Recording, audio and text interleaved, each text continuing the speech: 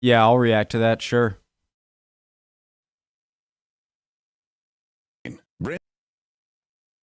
Brandenburg. Hey guys, I'm funny. Um, Preemptive like, how are you? Good, great, good. His monstrous father, Frederick the Great, #1 extra history. So this is a new series from Extra History, extra credits. Came out 2 days ago.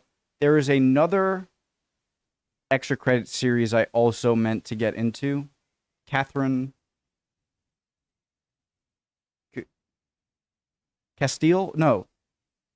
There's another one I want to get into. I don't know if I'm going to do it after this or simultaneously. One or the other, obviously. Let's go. My name's Connor. If you're new, I like to learn about things and watch stuff. Did I say everything? Original link to the video, top of the description. Below that, link to the Discord. We'd love to have you. Also, if you're into Minecraft stuff, info over there to get onto the server. We'd love to have you. All right, let's learn. His monstrous father, Frederick the Great, #1. Go. Fortress of Kustrin, Brandenburg, November 6th, 1730. Frederick, Crown Prince of Brandenburg, Prussia, looks through the bars of his cell windows as soldiers lead his companion, Hans Hermann von Katte. Is that his, never, To the mound of sand. Katte is more than his friend. He's the 18-year-old Frederick's confidant, his protector, and some say his lover. And he had tried to save Frederick from his father, the King of Prussia. And Katte would pay. Please forgive me, dear Katte, Frederick yells in French, the language they both prefer. In God's name, forgive me. There's nothing to forgive, Katte. Sorry. They both prefer. In God's name, forgive me. There's nothing to forgive, Katte answers in the same language. I'd die for you with joy in my heart. The headsman steps up, revealing his axe. Frederick doesn't want to watch, but two soldiers, acting on his father's orders, grab hold of him and press his face to the bars. He screams, he fights, the axe raises over Katte's bare neck, and mercifully, the boy who would become Prussia's greatest king faints before he sees it fall.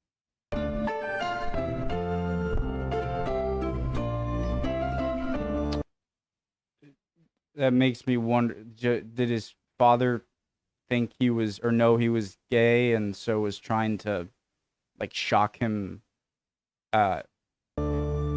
Thanks so much to HelloFresh for continuing to help us bring history to Make the sure to table. use any promo Hey codes. everyone, as you can probably tell already, Frederick the Great's childhood was a horror show of abuse and homophobic bullying by his father. So with today's episode, viewer discretion is advised. Frederick the Great is one of the most dynamic monarchs of the 18th century, inheriting a fractured piece of the Holy Roman Empire, a place so minor, its monarch was called King in Prussia rather than King of Prussia. He expanded it to a major power. Known as a soldier and a philosopher, his reign simultaneously encompassed refinement and brutality, demonstrating both the splendor and slaughter of the Enlightenment. Yet his first battle was not against the Habsburgs or France, but rather his own dad.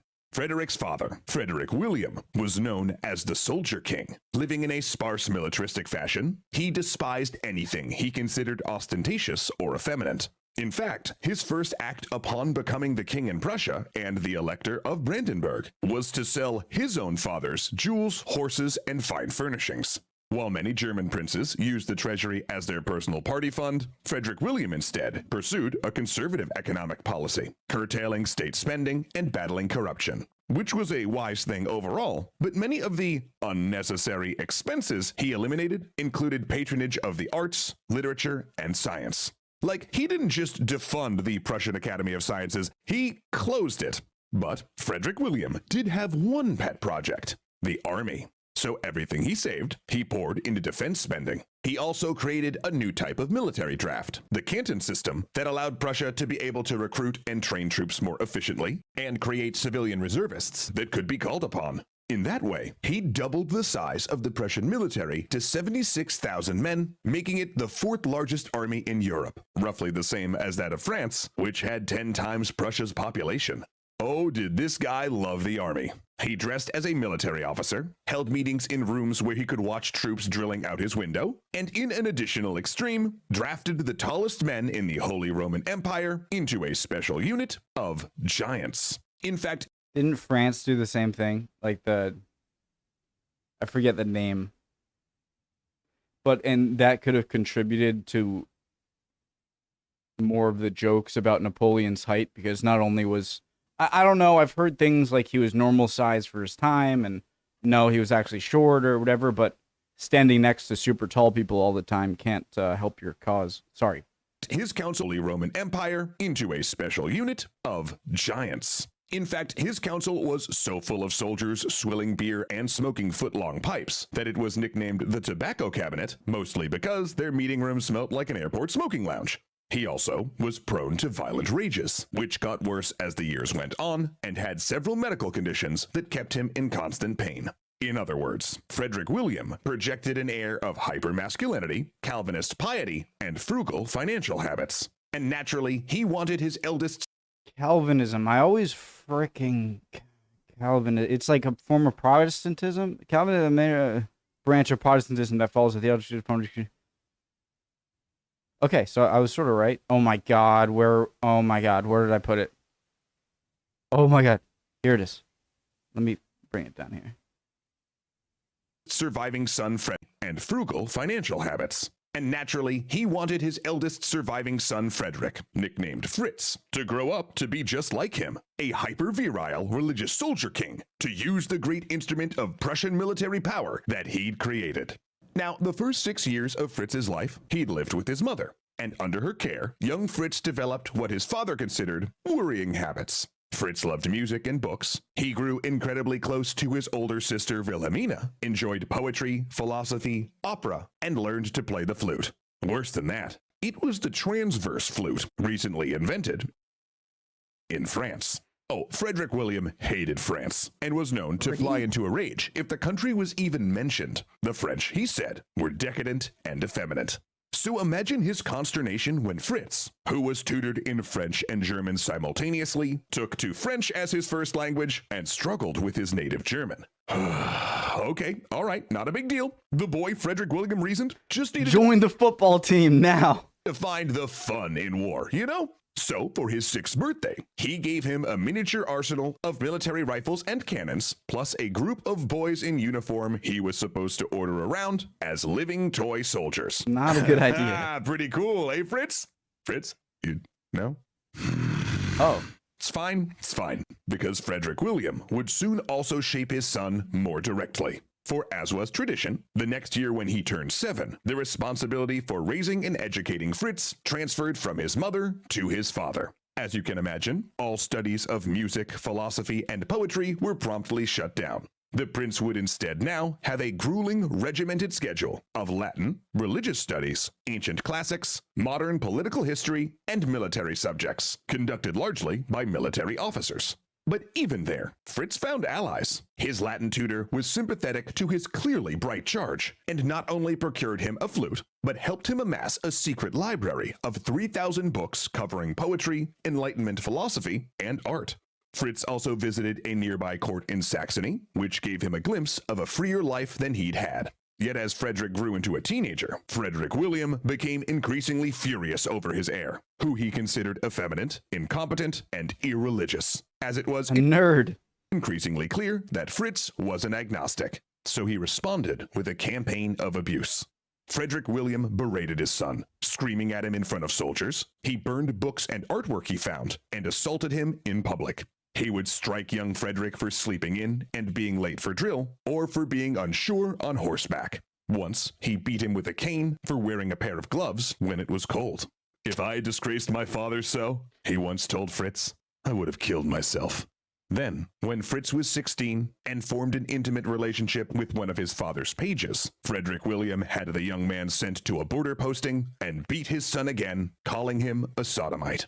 Now, a quick aside here. The language surrounding Frederick's sexuality can be a hot-button topic among historians. Not whether he was gay. He clearly was attracted to men, preferred male partners, and commissioned art with homoerotic themes. The debate is more about terminology, whether labels like gay are imposing a modern idea of sexuality on a very different time and culture.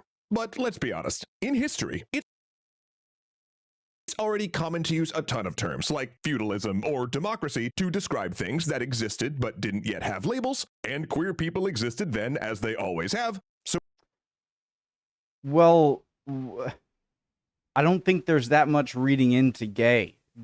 Are you sexually attracted to men? Are you not sexually attracted to women?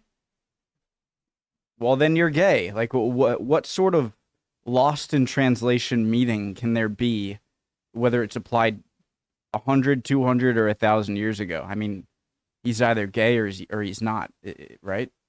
That existed, pretty common to Well, what did gay mean back then? I'm assuming the same thing it means now. Okay, sorry. on a very different time and culture. But let's be honest, in history, it's already common to use a ton of terms like feudalism or democracy to describe things that existed but didn't yet have labels, and queer people existed then as they always have. So with all that in mind, Frederick was gay, and his sexuality definitely made it dangerous for him to live under Frederick William. At this point, he had only one hope to escape his father: a double marriage. See, his mother had been planning to marry his sister Wilhelmina and him to the children of her brother George II of England. Fritz was all about this. He could go to England. Why am I even shocked anymore? Of her brother George II of England. Fritz was all about this. He could go to England, which was far freer than Prussia. And look, if he had to get married to get away from his father, that was a small price. Deal. But when that deal fell apart due to intrigue and shifts in alliances, he plunged into despair. That was when Kata, his friend, tutor, and likely lover, agreed to help him escape. They would slip away while touring the Holy Roman Empire and flee together to England, though they were caught almost immediately and thrown into prison. Given both were military officers, Frederick William charged them with treason and seriously considered having Fritz executed. But that put him on rocky legal ground with the rest of the empire. So in the end, his punishment was to watch Kata die. Afterward, Frederick made a deal with his father. In return for a pardon and getting to stay crown prince, he submitted to an even more grueling and austere routine of tutors. He also swore to be a good Protestant and agreed to marry. So, he entered an engagement with Elizabeth Christine, a Protestant cousin of the Habsburg line. Though Frederick was despondent over this choice, and swearing that even friendship between them was impossible, he swore to be a good Protestant and agreed to marry. So, he entered an engagement with Elizabeth Christine, a Protestant cousin of the Habsburg line. Though Frederick was despondent over this choice, and swearing that even friendship between them was impossible, he threatened suicide, however still had no choice in the marriage. But he knew the only way out was through. Frederick wept upon meeting her, and on their wedding night, loitered in their bedroom for an hour before abruptly leaving to stroll the grounds until dawn. But no matter, he was safe, he was free, and he only needed to wait until the Soldier King died, and when he took power, he would never be beaten again. For in a surprise to all, Frederick William's tutelage had taken root, and his son would be a warrior king, like I thought it was, I mean, it's almost over. I was going to say that. That was really quick. He took power. He would never be beaten again. For in a surprise to all, Frederick William's tutelage had taken root, and his son would be a warrior king like Prussia had never seen. And while we wait to find out what happens to Frederick next time, I say we go make a meal fit for a king. Perfect. Guys, I'm going to watch the ad. All right. It's only right. But I understand some people will leave. So, thanks for watching, guys. I love learning alongside with you. Hope you learned something or can teach me something in the comments. And I will see you next time. Or be a good boy or girl. Sorry, I don't mean to. Anyways, I don't care what's in between your legs. Some people just go. Scripted timing as per usual, HelloFresh. I am starving. So my 2023 calendar is actually already filling up disturbingly fast, which of course then doesn't leave me much time for any meal planning, which is why I'm just super thankful for HelloFresh, the delicious meal kit delivery service that frees up a ton of my time by saving me from stressful meal planning and expensive trips to the grocery store. I get all the ingredients I need to prepare just awesome home-cooked meals delivered right to my door, and then I'm eating in like a half hour or less. Plus, they've got over 60 recipes and a ton of tasty add-on options available each week, so you're sure to find something that's gonna please everybody. Wanna go vegetarian? Pescatarian? Maybe fit and wholesome meals? They've really got you covered with it all. This time around on my HelloFresh order, I realized that the winter had really started putting the chill in my bones, so I wanted to warm up with one of my all-time HelloFresh faves, their Southwest Beef Cavatappi. Ooh, happy belly achievement unlocked. And since Jeff's New Year's resolution was to make more quick and easy dinners for his family, he whipped up their sheet pan sausage and pepper flatbreads, which just looked so dang good. You need to. His family, he whipped no, I guess. Okay. up their sheet pan sausage and pepper flatbreads, which just looked so dang good. You So need he and more I char on that. actually braved the snow and swung by for seconds. Oh, and it was worth it too. And you know, another thing that HelloFresh gets right is their continued work on the sustainability and freshness fronts. Their produce goes from the farm to your front door in under a week. The ingredients are all pre-portioned, meaning less food waste when compared to grocery shopping. And HelloFresh is the first carbon neutral meal kit company, which we just love to see. So if you'd like to save money on dinner and help offset all of that holiday spending you just did, now is actually the perfect time to give HelloFresh a try for yourself with this delectable deal. All you gotta do is go to HelloFresh.com and use the code ExtraCredits21. Neil Patrick and you're going Harris. to get 21 free meals plus free shipping. Oh, no, you did not mishear me over your growling stomach, friendo. You can actually save a ton of money on delicious meals that are fun to cook while also supporting the content you love, Tacos. the environment, and that grumbly tummy you just thought was talking to you. Again, that's 21 free meals plus free shipping at HelloFresh.com using the code ExtraCredits21. Your time and taste buds will thank you. And as always, so will we. Thanks so much for the support, everyone. Well, shucks howdy there, Ahmed Ziad Turk and If you're still here, then thank you. I love you very muchly. And I'll see you guys next time. All right. Bye, guys. I'll be here for the next one and might start a different series. Anyways, bye.